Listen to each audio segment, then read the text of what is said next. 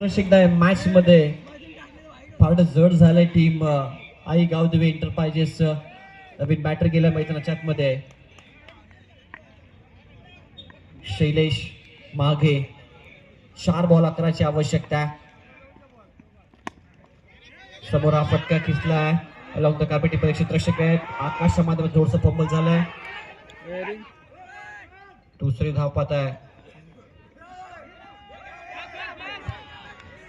out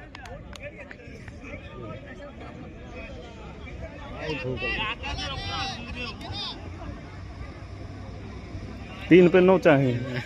match बच गया छक्का मारे पूरी 2 धावा कंप्लीट केल्या गेल्यात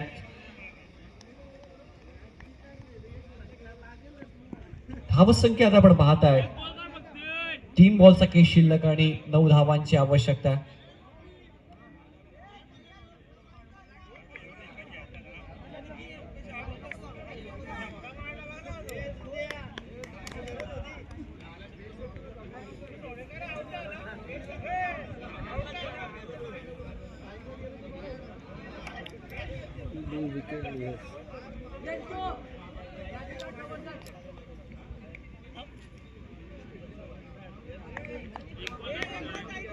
दुसऱ्या धावेसाठी फलंदाज रनआउटच्या स्वरूपात बाद झाला एकच धाव मिळेल आता विजयासाठी 3 बॉलचा खेळ शिल्लक आणि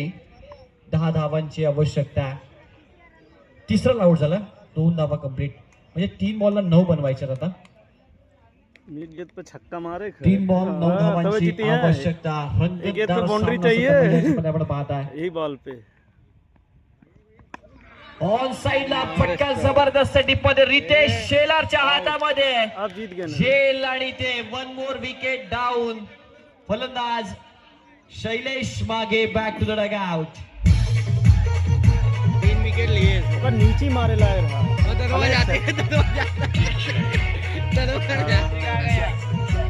दादा तो हर भिड़ो में बनाई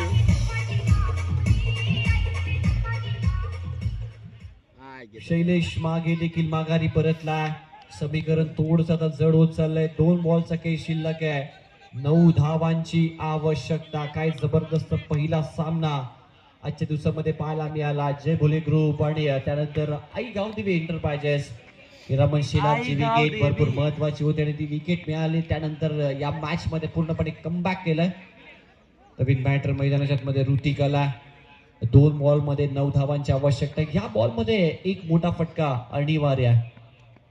प्रयत्न राहिला होता परंतु अपयश आता 1 बॉल 9